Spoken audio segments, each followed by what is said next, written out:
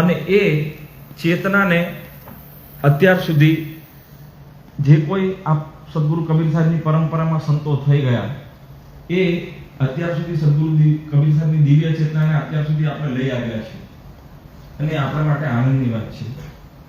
અને જ્યાં સુધી સદગુરુ કબીર સાહેબની વાત છે, તો સદગુરુ કબીર સાહેબના જેટલો કપરો સમય કદાચ કોઈ મહાપુરુષે જોયો નહીં હશે. કેમ?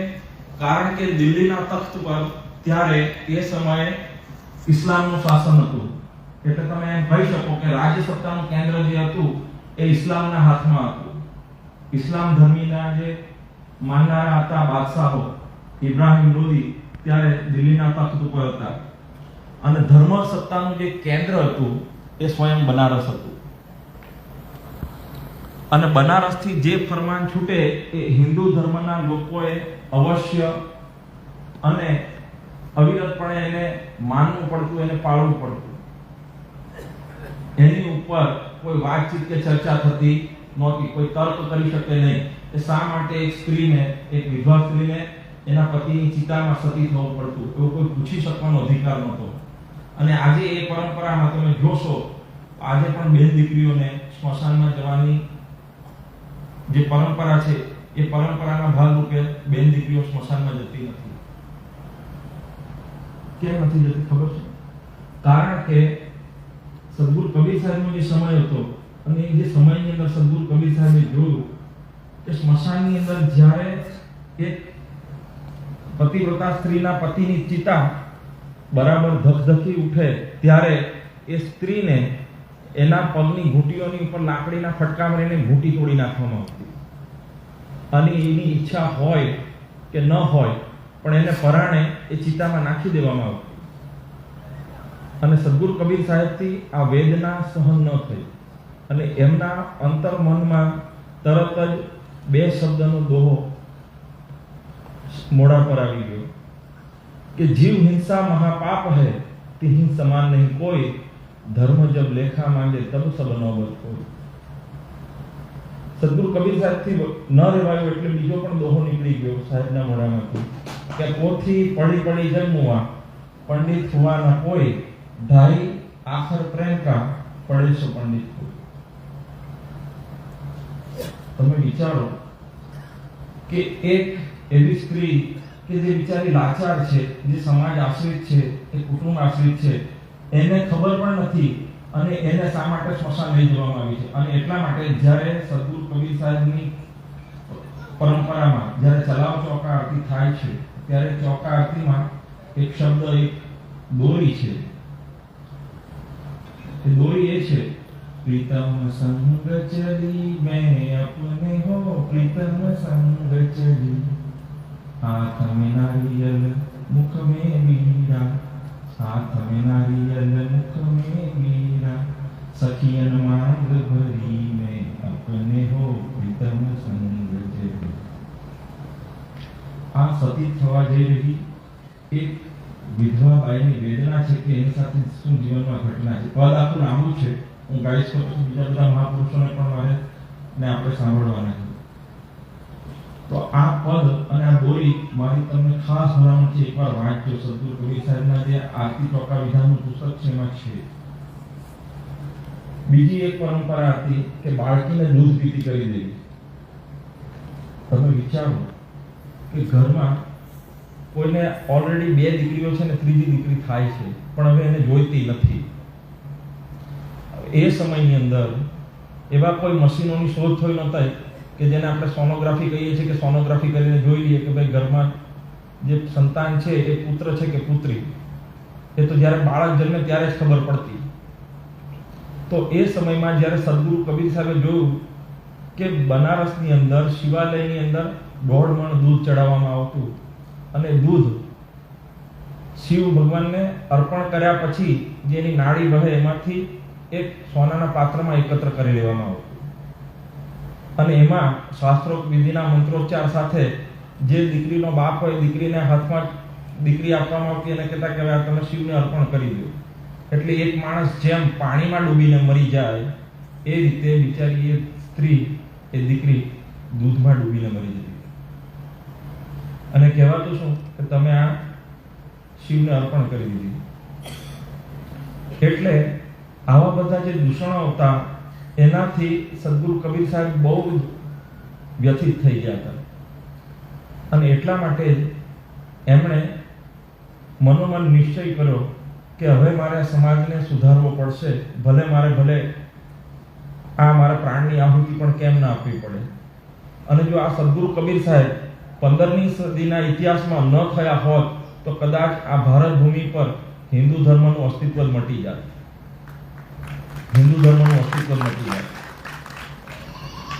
એ તમે સદગુરુ કબીર સાહેબનું જીવન ચરિત્ર વાંચો ત્યારે તમને ખબર પડશે.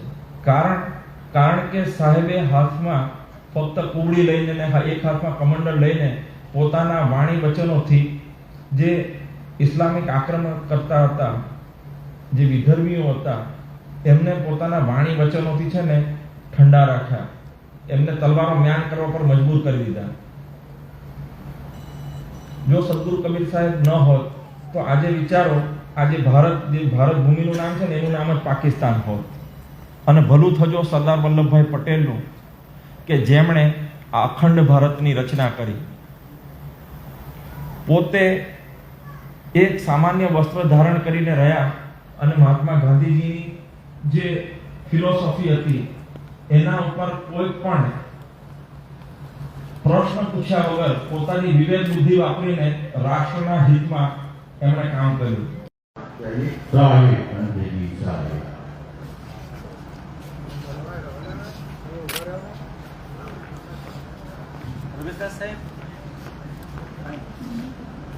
जय जय सत्य कबीर, साहिब जय जय सत्य कबीर, अजर अमर आप साहिब, अजर अमर आप साहिब, चारों युग में भी साहिब जय जय सत्य कबीर, सत्य नाम सत्य सुकृत सतरत कामी, साहिब सतरत कामी, विगत करे सतरामी, विगत करे सतरामी, त्रिभुवन पति स्वामी, साहिब जय जय सत्य कबीर,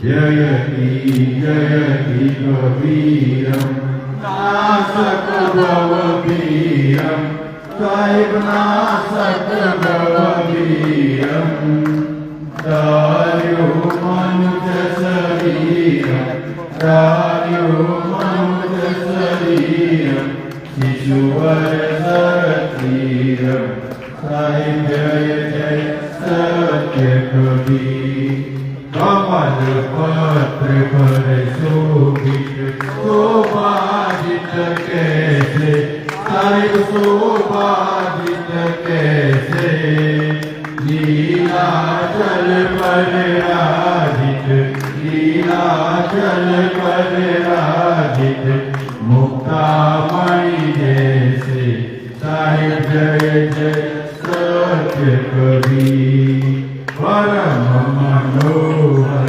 रूपम प्रमुदित सुख राशि, साहिब प्रमुदित सुख राशि, अति अभिनव अविनाशी, अति अभिनव अविनाशी, काशीपुरवासी, साहिब जय जय सत्य कबीर, हंस उपारण कारण प्रगटे तनगारी, साहिब प्रगटे तनगारी, आरक रूप बिहारी, आरक रूप बिहारी, अविचल अविकारी, साहिब जय जय सत्य कबीर, साहिब कबीर की आरती अगणित अधारी, साहिब अगणित अधारी, धर्मदास बलिहारी,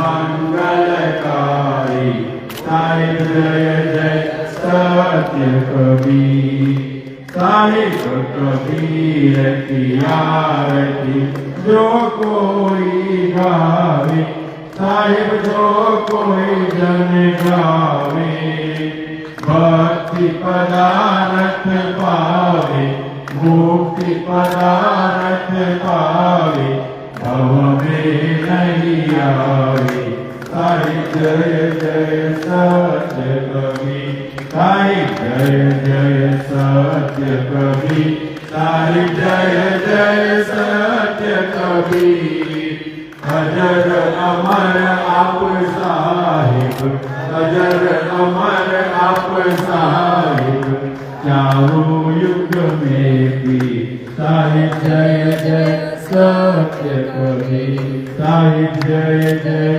सत्य कबीर गुरु दुखी तुम बिन घटो द्वारे प्रगट दर्शन दीजिए गुरु स्वामिया सुन विनती मोरी भली जाओ विलंब ना कीजिए गुरु नैन भरी भरी कहत हेरो निमिष नेहन चारिये गुरु बाबा दीजे बंदी छोर सो अब के बंद छुड़ाइए गुरु विविध विदितन भई हो व्याकुल बिन देखे अपना रहू तपन तन में उठत ज्वाला कठिन दुख कैसे सहू गुण अवगुण अपराध क्षमा करो अब न कथित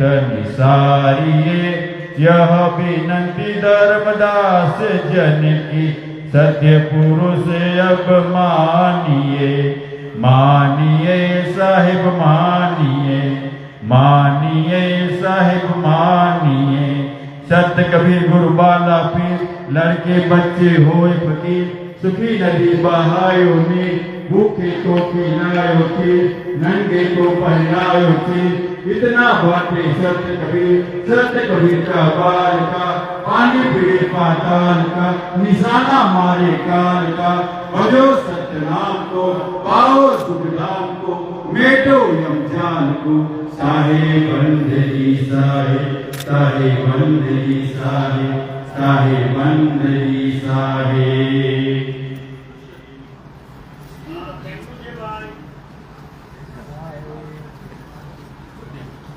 हमारे तमाम मेहमानों ने विनती कि हॉलની બાજુમાં ભોજનની વ્યવસ્થા છે પ્રસાદની વ્યવસ્થા છે અત્રે આવેલ તમામ મહેમાનો સંતો મહંતો સાધુશ્રીઓ